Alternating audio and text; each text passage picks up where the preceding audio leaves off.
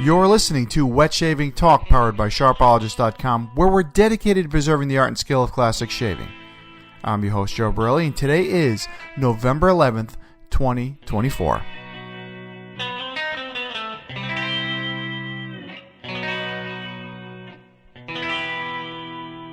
Hey guys, welcome back to the podcast, and happy Veterans Day to you all out there.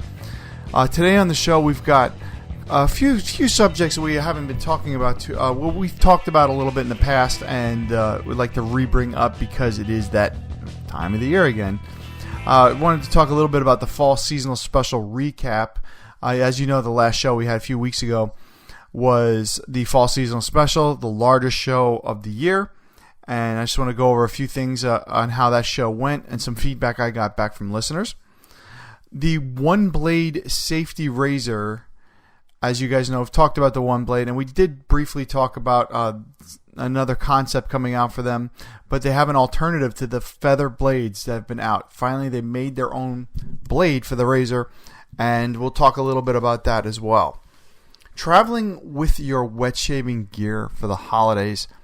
Yes, I've brought this up several times, but I know that this is going to be a huge traveling year for a lot of people out there, and it's just natural to go over how to bring your wet shaving gear for the holidays. If you're going to be gone for a little bit, either a few days or a few weeks, what to bring with you and how to pack it on a plane and make sure you don't lose your stuff.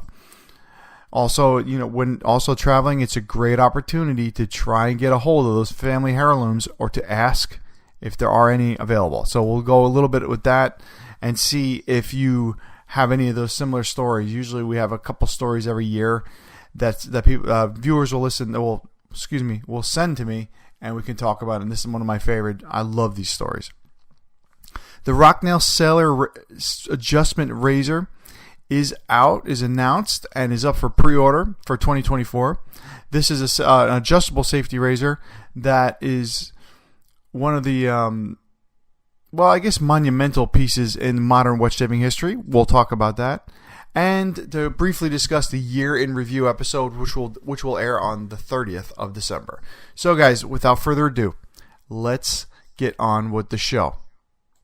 So the fall seasonal special of 2024 happened to be the most successful year yet with it, and I'm really proud to be able to say that, because we've been doing this for about 8 or 9 years now, and every show it seems to be like I always try to improve it and come out with different ideas.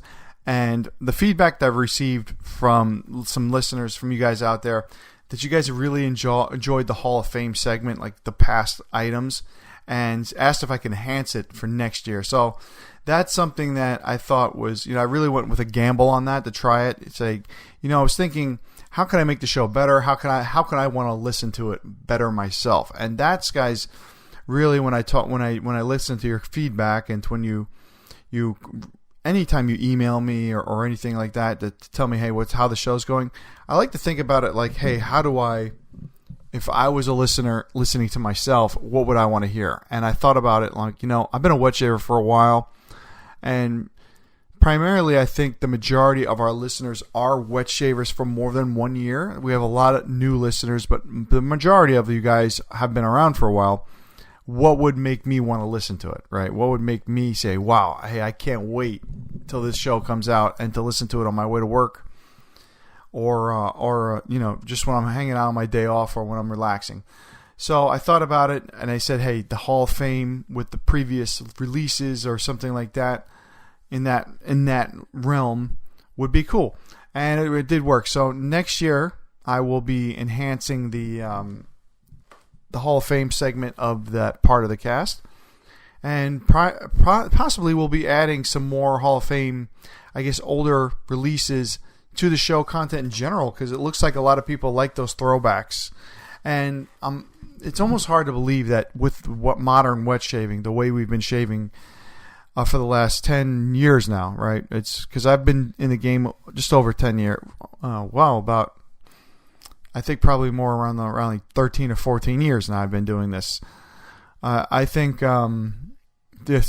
it's great to see some past stuff, right? Some throwbacks. We're looking at a couple of the monumental razors like the Tridari razor, the Weber razor that I've talked about. Those are like the first modern wet shaving safety razors that came out in the modern time. Those razors are actually well over 10 years old now. So, I mean, they came out 10 years now, and they're getting to be almost maybe in that vintage area. So it's cool to go on about some I guess what you say throwbacks, modern throwbacks now, because that's what we're talking about. And give some of you new listeners some insight on some of that older stuff that was monumental for wet shaving that is still available to purchase in a lot of areas. You can still find them secondhand or on eBay or if you talk to a few people, they still have it. Or some of them are still being made, So thank you all for listening this year. I really enjoyed bringing that show to you. I enjoyed listening to the feedback, and I actually listen to every podcast that I do just to see if I could do better. And I think we will definitely enhance the Hall of Fame segment of the podcast next year and maybe make it a little bit longer. Might even make it a 2-part series because we're just on that threshold of being over 35 minutes, which I don't like going over that too much. I wouldn't mind doing a 2-part episode. So we'll see how that will go next year. But I appreciate all the feedback, and I'm really happy that the majority of you, I guess, enjoyed it. So thank you very much. So moving along to some news from One Blade. Now, I've talked about the One Blade razor several times, and the One Blade razor is one of those modern razors that actually has, I think, that utilized technology and had a new concept, right? It wasn't just based on a vintage Gillette that they came out with and then redid, or a vintage One Blade single edge razor that they came out with that was out 100 years ago that they redid. This is an original design that really fit in to the modern wet shaving world with a vintage touch, if to say the least, right? So just the fact that they have come out with their own blades really, one, makes it it gives me a sense of relief, and two, it's just really cool that they went and innovated and came out with their own blade. So the One Blade has now a single edge carbon blade that is PTFE coated, so it's got a coating on it, and it's carbon steel, which makes me very happy because I like carbon steel. I think carbon steel is the sharpest steel you can use, and it's much better than stainless steel myself. That's my opinion. I've had a lot when it comes to the straight razor gang, guys. I don't really use stainless steel razors. I kind of stay away from them. And not because they're not good, it's just because they're a pain to hone, and they're just not. I feel carbon steel really holds a stronger, sharper edge. So with the One Blade high carbon, they call them the high carbon SE blades. These are available. These are going to be readily available for the razor, and you can get them directly from the One Blade website. So when you buy them, you'll be getting this blades instead of the feather. I believe they're called the FHS 10s, which are previously the only blade that could fit into the One Blade properly without modification, and that worked, in my opinion. I think those blades, the feather blades, are awesome. I think they're great, but it's also like the one type that you can get. So having some more available means if Feather said, hey, we're not making this anymore, at least we know with One Blade blades are available and we can use those, right? Instead, even if you love those feather blades. So great to see that they came out with this. I am going to get a couple packs for myself when I use my One Blade, and I will give you guys a little more of a formal review or a little bit of a better review on it. Now, also these blades, the ones that Feather made, they were meant to fit not only just the One Blade razor, but also those old, some of the old single edge razors that were out there. So it was one of the only one you can get, and would go into some of the older razors. So it's good to see that there's some competition, and that we have a razor that will shave just as well, maybe even better. You never know. So great to see that innovation from One Blade. Thank you very much, guys. And good to see, and a big relief for those of you out there that love those Feather HS blades. You now have another option just in case Feather is either out of stock, or just if they decide to not make them anymore, we're set. So thank you, One Blade. And the big topic of the season, and this is going to happen because obviously traveling is up since past. We're well past the pandemic now. I think everybody's kind of over it, and now they're like traveling is up big time. Like I think last holiday season was a record. This holiday season they're looking at traveling a lot. And when I hear those words, I say, oh, somebody's going to lose a straight razor or a safety razor at customs, or they're going to lose it in the bag check or security at the airport because they're not packing it properly. So I take it upon myself to be the one to say, hey guys, this is what you have to do so you don't lose your stuff. So traveling with your wet shaving gear for the holidays.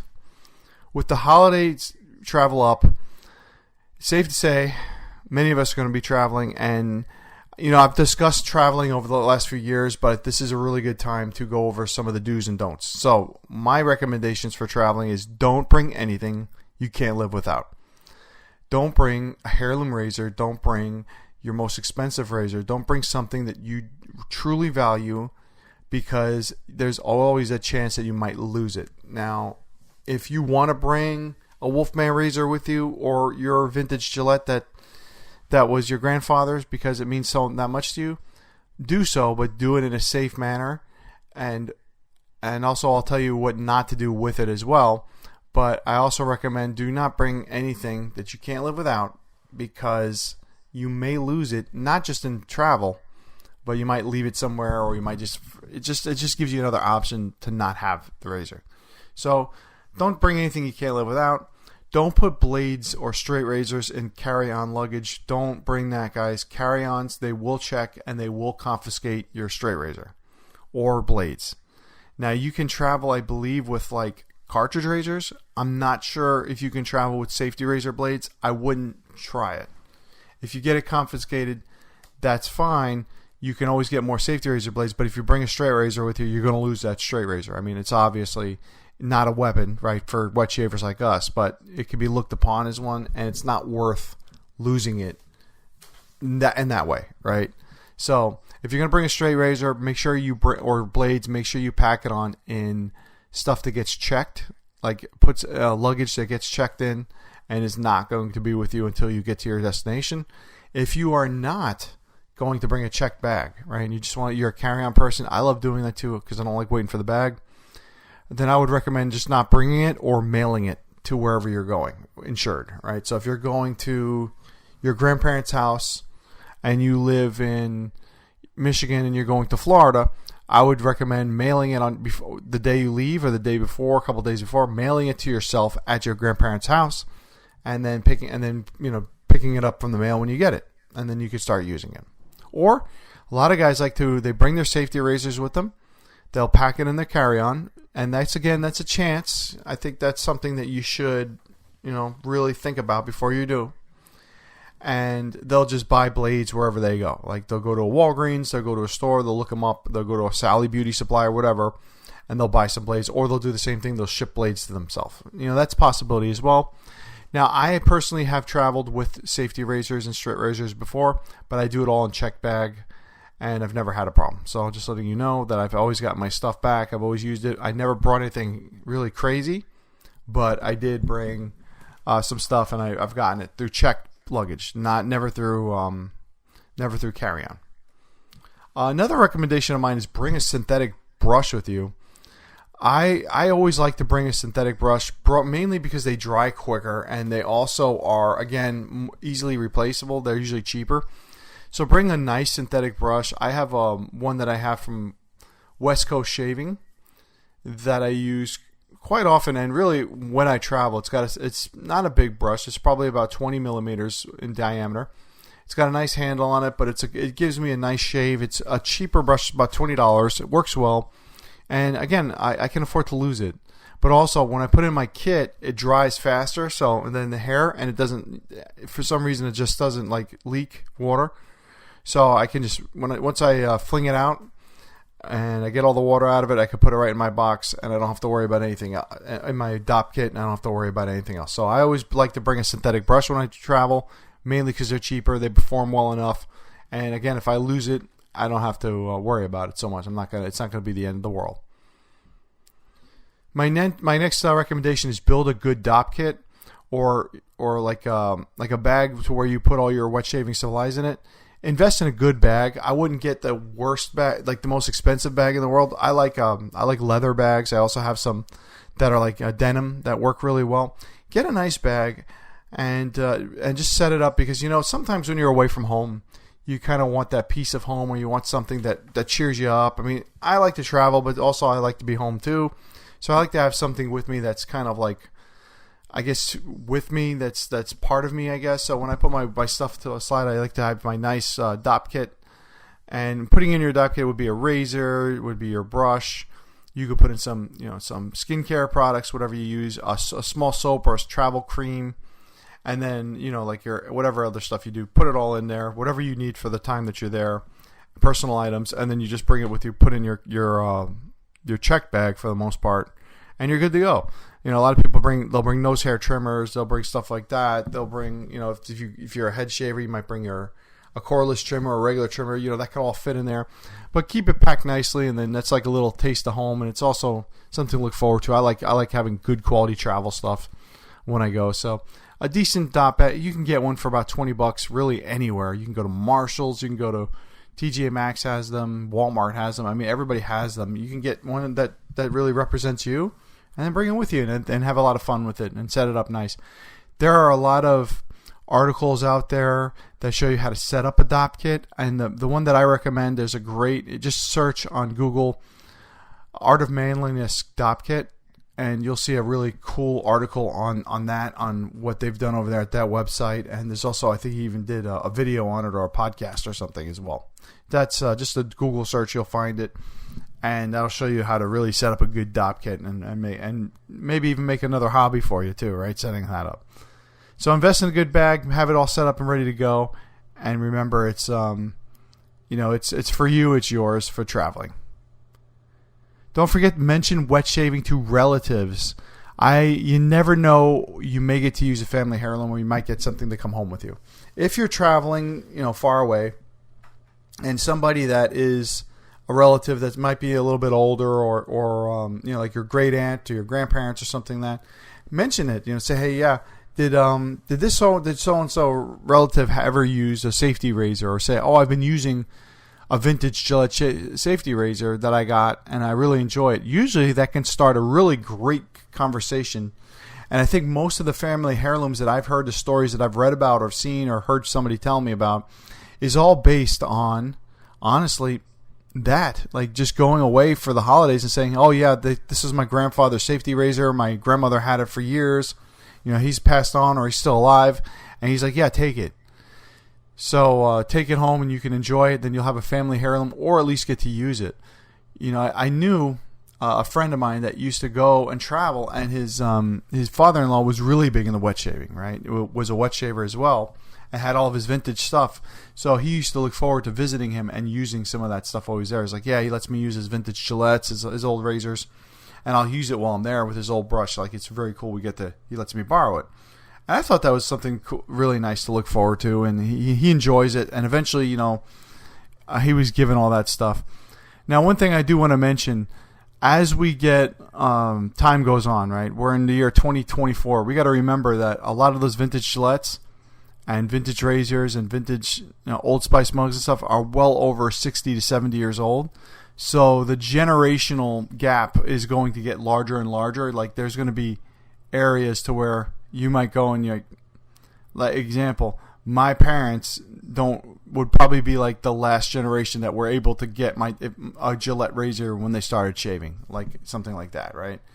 You're looking at maybe one more generation after that, but pretty soon it's going to be, if you're born in the 80s or the 70s or 80s, chances are you were using an electric razor or a cartridge razor at that point, right? So take it with a grain of salt. Don't be disappointed if they don't have anything. Also, a lot of people kind of toss that stuff, but it's a great time to ask. And you know what? Every year there's a story that I always enjoy seeing where somebody was able to find something. So those are my recommendations when you travel. And remember, it's always it's your personal experience that means the most to make the best of a vacation. And always bring a little piece of wet shaving with you when you go if you're really into it. If not, nothing wrong with using a cartridge razor and some canned goo or cream for the week. It makes it easier, and you don't have to worry about losing any of your good stuff. So nothing wrong with that either. And finally, guys, the Rocnel Sailor Razor for 2024 is here. It's available for pre-order, and there are several editions that are available that you can purchase, ranging in price from very, more affordable to a little bit of in that higher end area. But this Rocnel Sailor it's a limited edition razor that is released every year. It's a collaboration between Rocnel and Barbados razors, and has been released with new models. And the concept came out about 2007, but I've seen regular communication about it since like 2013. This is the first CNC machined adjustable razor on the market, and it's still a key player after around 17 years of production or from the concept. I'm not sure if the first model came out in 07, but I do know that collaboration it started around that time. Also, with this, it's a stainless steel razor that's has, I think, about 15 parts to it. It's adjustable, and was, again, the first adjustable razor, new production adjustable razor on the market before all the other brands came out, with the exception of ones that never went away, such as a few other models that were out there as well. So you have the Rocnel razor that's making its debut again, and every year they kind of change the design a little bit. They'll make it a little bit better. This one looks about the same as last year's. Retail for this is around €300 to start, so probably around $350, $400 for the basic one, and then the titanium adjustable that's being released is about €1,000. So that one's a little bit more. I'm not too sure of the conversion rate right now, but I can tell you it's going to be over $1,000 USD. Now, there are other razors that were adjustable, actually, that were in production when this razor came out, that were adjustable by McCore, but those never really stopped, and they weren't CNC machines. So that's why this one's really a pioneer of the adjustable razors. Now, it doesn't have like a clicking aspect of the other adjustables like Gillette or anything like that. It's more of like a smooth kind of adjustment, but it is adjustable. It is very I guess you could say pictures don't do this razor justice. It does look very, very beautiful in person. I've seen a few in person. I've never owned one. I'd like to someday, I think, but I'm not sure if this will be the year for me. But I will definitely. It's on my list of stuff to get. So Rocnel's coming out. This is limited edition. If you're looking to get one, you can order it directly from the Rocnel site, or you can get it from, I think, a few local American vendors, such as Bull Goose Shaving, I think, sells it, and somebody else does too. They'll do the pre-order. There's only a few hundred that come out, and they sell out pretty much every year. So if you need one, I would probably do it as soon as possible. But Rocnel razor, you are a I guess you could say a pioneer in the adjustable razor world, and we salute you and we welcome you to the 2024 year, and with open arms for the new model. All right, guys, that concludes the show for this week. Remember, our show is powered by Sharpologist.com, which your father didn't teach you about shaving. Special thanks to you guys, the listeners, of course, and Mark Mantic59 for everything that he does with the wet shaving community. Don't forget to check out my site, shavestraightandsafe.com. And if you ever want to email me or contact me in any way, you can always use this email address, joe.wetshavingnews@gmail.com. Don't forget to check out my book, The Modern Guide to Straight Razor Shaving, available on Amazon, Barnes & Noble, and at Pasteur's Pharmacy in New York City. So if you're in the area, take a picture with my book. Even if you don't buy it, just take a picture, send it to me. I'd love to see some pictures and put them on the show. Actually, also really proud that we are celebrating the 1-year anniversary of the book being published. So it was published on November 10th of 2023, and it's out there for 1 year and available at about 12 or 13 different online retailers and brick and mortar Pasteur's Pharmacy in New York City. Now, Barnes & Noble will carry the book if you ask them to. So if you go and ask the manager and ask them to carry it, they will carry it. So if you have any trouble with that, or if you do, let me know. I'd love to see the book in a store. I have it getting carried in a couple local stores here in Palm Beach County, Florida. So that should be there soon. So if you're in the area, we'll see it. And I'm working on making a trip to Pasteur's coming up here in December. It will be a very, very, very short trip. I'll only be able to be in the store for maybe about an hour.